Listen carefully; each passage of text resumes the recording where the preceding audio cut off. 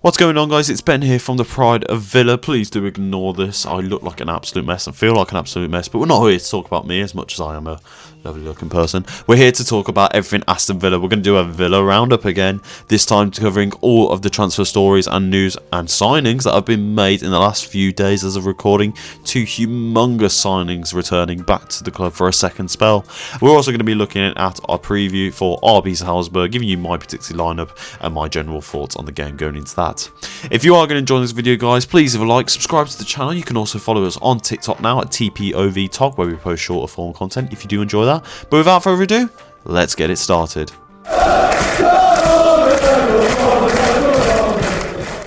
Right then, transfer activity. If you saw our last Villa Roundup video, I did touch upon this with Tammy Abraham, so if you haven't seen the video, go check it there or on TPOV Talk. We've explained it there, plus another story that we're going to talk about shortly. But in the last 2 days, so as of recording, it is currently the 29th of January, so it's literally Thursday morning. Aston Villa completed 2 signings in the space of 2 days.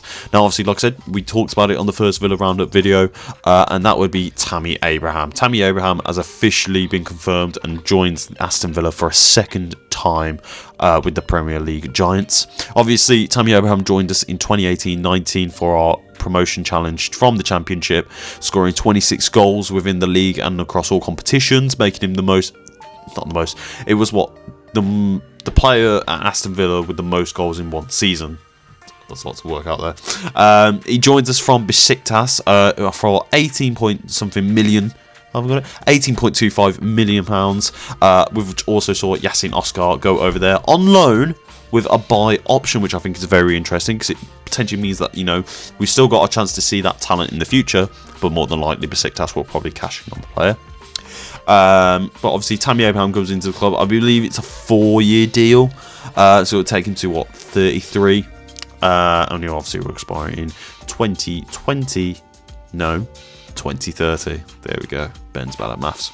I'm really happy with this signing. We've talked about it quite a bit, but to see someone instead of Marlon as a natural number 9, I think has been what we've been craving as Aston Villa fans. Don't get me wrong, John Duran's was superb, but obviously, given his current behaviour at the moment with Fenerbahce, it's not a surprise to see him potentially be linked on the move. Danny Ings never really worked out for us, unfortunately. The only player that's always stuck around has been Ollie Watkins, but yet when you don't have any competition, you know, it makes your standards drop off sometimes. And not to mention if he gets injured, like he has been for a lot of this season, but still played on, it's fair to him. You want to have that second option, and thankfully we've got that now. I think he's a goal-proven scorer. He knows the club inside out. If you've watched his interview, he makes it really clear that he loves the club, and I think that's what's really sentimental about this. Not only is it a really fan-favourite player coming back to the club, sure, 7 years later on, but to see him finally come back to the club now in probably the peak form of his life at 28, it's going to be raring to go. He's going to play for the badge. You've just got to love it, haven't you? It's going to be so interesting to see how he's going to do. Obviously, we probably won't get to see him until our league game on Sunday against Bournemouth. I can't tell that, but it'll probably be the next league game. We won't be able to play in the Europa League until the knockout stages. So chances are it'll either be this Sunday in our Premier League game, or it'll be at some point next week. But it's very exciting to see him there. We've also then got another sign that came through. Obviously, Yuri Tielemans got injured recently in the game, and it was very clear that, you know, given the midfield injuries that we do have at the moment, we needed some adjustments. And it very quickly accelerated that, going from potentially being on the move to Chelsea, he was coming back to Aston Villa. Douglas Luiz has returned to Aston Villa after a 2-year hiatus from the club on a loan deal. There is also a buy option for €25 million plus add-on, so it's about 21.7 million. Bear in mind, we did sell him for around 60-65 million to Juventus about a season and a half ago, when Villa were just on the brink of achieving the Champions League. It was obviously a PSR deal. And I think what I've enjoyed about this one of the 2 transfers, it almost feels like a wrong has been rewritten, and that we've finally got somebody back that, you know, fitted the club. It feels like we are just going back to what we know works. Now, don't get me wrong, there is a little bit of scepticism. I think you've got to have some scepticism about him. Like I said, he went to Juventus, it didn't really work out. He's gone to Nottingham Forest for the first half of this season and hasn't really been able to break through. Fair enough, there's a bit more quality in that Nottingham Forest team, which makes it harder for him to do. But there's still a good talented player there. And again, I know the injuries can be an issue with these players, but you've got to back your players. He knows the system. He's played under Unai Emery. Again, watch the interview, you listen to the way he talks, you know he loves the club, and you know he's been wanting an opportunity like this. So to see him come back in, it's just so heartwarming.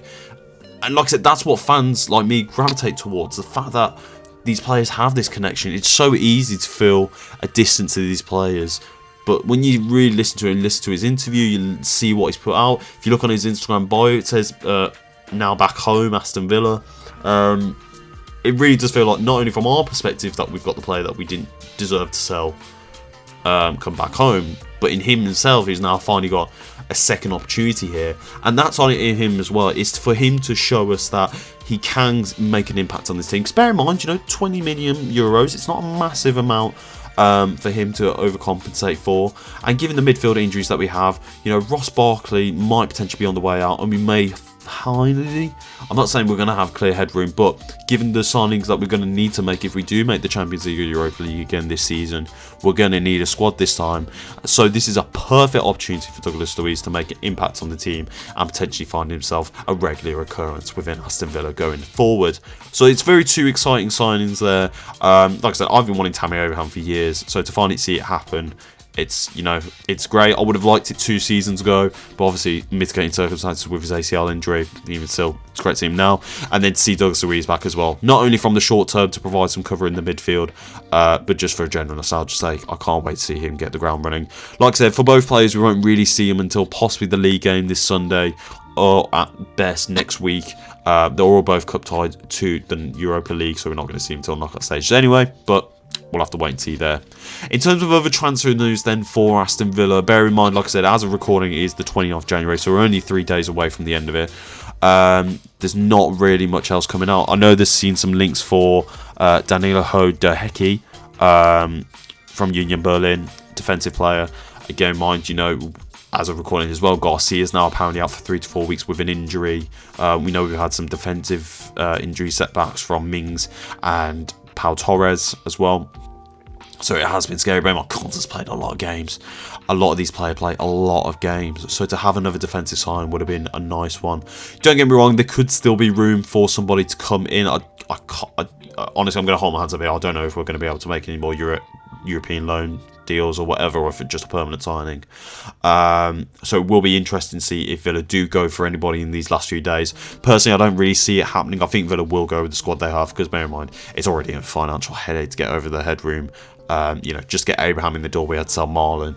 I just don't see it happening. But if there is anybody, we'll let you know on here. But yeah, 2 great signings in Tammy Abraham and Douglas Luiz. Welcome back to Aston Villa. Bear in mind then, Aston Villa are going to be playing their next game in the Europa League, the last of the group stage, and it is at home against RB Salzburg. Now, we will be going to the game, and hopefully if I play my cards right and pull my finger out my arse, I will actually be able to make some content and hopefully get a match vlog for you. So I'm very excited. It's my first time going back to Villa Park in over a year and a bit since we played Everton at the start of last season. My yearly tradition of games, just because I'm busy. But of course, Aston Villa do play their last game in the Europa League before going on to the knockout stages. It's confirmation that Villa will finish in the top 8, so we don't have to worry about a playoff game, which is an extra set of games. It means Villa can have a break for now at least, and really just focus on the league and possible FA Cup run that maybe had to go there. Villa sit in second place on 18 points, the same points as Lyon in first place. We've just got a worse goal difference of 4, so unless Villa manage to bang in 4 goals, you never know what could happen there against RB Salzburg. Like I said, it's very crucial that Aston Villa do finish in the top 2. It just means that your second games over the 2 legs are played at home, which is a big advantage. We've seen it in the Conference League against Olympiacos. Sure, we didn't win the game, but the atmosphere was great. And then also against PSG, where if we just had that little bit extra go, maybe we could have got over the line and upset the odds. Now, RB Salzburg, they currently sit 28th. So unless they get a win, they're pretty much going out of the competition anyway. Like I said, with Villa already achieving top 8 qualification, in the grand scheme of things, apart from that top 2 finish, there's not really much to play for Aston Villa. So I wouldn't be surprised if our team lineup is a little bit weaker at best. Again, I just want to see him go for it, really. Get that finish in, try and go for first place if possible. If not, it's still a great achievement what they'll be able to do given the squad injuries, given that initial loss to Go Ahead Eagles, you know, and to be able to compete on all 4 fronts. Fair bloody play to Aston Villa. But anyway, I thought I'd just quickly go through the team lineup that I would personally go for in the game. I'm going to whack it up on the screen so you can see it as well.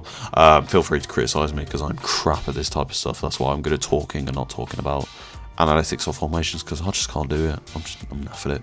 But anyway, I'm going with Bizzo in goal. Let him have some minutes rather than Martinez, because I don't want to say the less we play of Martinez, the better, but it's just like Bizzo's shown enough quality to stay in goal. I'm going for a back 4 of Bogard, Lindelof, Mings, and Digne. So Mings play out on the left and Lindelof covering the right position. Konza needs a break. Do not play him, for God's sake. Cash needs a break. We don't have Garcia available. If Garcia was available, I would have started him ahead of Cash. But because we don't, and I don't think Cash needs to be playing this game, really, give him and Konza the break. Bogard will play at right back. Sure, it's not his natural position. I think one of the weaker ones that we have seen of him. But again, we don't really have another option. Unless you want to argue that Konza plays on the right back position in half time, maybe. But again, I just don't really want to see him play at all. Give him a break. Give him a day off. And then only bring him on if you really, really need to. Yeah, Lindelof on the right, Mings on the left, and Digne up wide. I just think defensively he'll be a little bit more going for us if we do need to hold on to the game. But in the grand scheme of things, for the assist that he gave Watkins at the weekend against Newcastle, I could see it there. Midfield-wise, I've gone with George Hemmings and Amadou Onana. Amadou Onana will be obviously the main body in the midfield. But George Hemmings I've gone with just because, again, we don't have another option, unfortunately. You know, it might be a chance that Ross Barkley makes a bench appearance. But again, we don't have any other midfield options. And I just think, given the game that we are playing this year in advance, let him have the time. Let him have the feature in Europa League. Let him have those minutes and experience. And if he does potentially get sent out on loan, then at least he's had that to experience. But again, Amadou Onana controlling the midfield. They're really running the show. No problems with me. And in the front 3, sitting behind Ollie Watkins up top. That's right, because we don't have another striker unless Brian Maggio or somebody from the youth team does get called in. Then maybe we could see that. Maybe even Rodgers plays as a second striker for the game. Who knows? I've got Evan Gesson on the right, Emi Buendia filling that number 10 role behind Ollie Watkins, and then Jadon Sancho out on the left. Obviously, against Fenerbahce, Jadon Sancho would have his best game in a Villa shirt, and I still think there's a lot more to see of him. I was very pleased with what I saw against Fenerbahce, and I just think overall, as the season's gone on, he's gotten a lot better into the game. Evan Gesson, sure, again, we don't really have much of an option. If you want to play Rodgers, you can do, but I wouldn't risk it. You know, it's more minutes in him that he doesn't particularly need at this moment. Emi Buendia, let him form some consistency, play out of that number 10 position, which he did for a lot at Norwich City. And I think it's a position that he's not been able to really maximise because he's mainly been put out onto the left sometimes at Aston Villa. And then, like I said, Ollie Watkins up top because we don't really have anybody else to play. You know, for me, this is all about, it's obviously about trying to keep it strong enough to make sure we get the 3 points, but also at the same time, you know, players need a rest. And again, I don't want to underestimate the game, but in the grand scheme of things, it's not a big of a deal. You know, if we don't finish top 2, then you know what, fair enough. We've got enough quality, and we're going to have enough quality to get through the games, irrespective if we play the games first at home. You know, it just would be favourable if we finished in the top 2, but can you have it all? No, you can't. But again, do you want to bet against us? Because I don't think you do, because I think we've got enough quality there to see out RB Salzburg. And yeah, I'm looking forward to seeing what that game's going to be like tomorrow night. So then, guys, that's going to wrap up this video here. I hope you have enjoyed the Villa Roundup. Leave in the comments down below what you think of the transfers of Tammy Abraham and Douglas Luiz to the club. Are either one of them your favourites? Do you have a connection to them at all? let us know down there. And also your thoughts on the game against RB Salzburg and your ultimately score predictions there. You can tell us on here, or you can go over to TPOV Talk on TikTok and go tell us there. Please also go give us a follow there, and also a like, subscribe, and share the content that we do post on here. We will see you for the RB Salzburg game, but until then, up the Villa with the pride of Villa. We'll see you later, boys.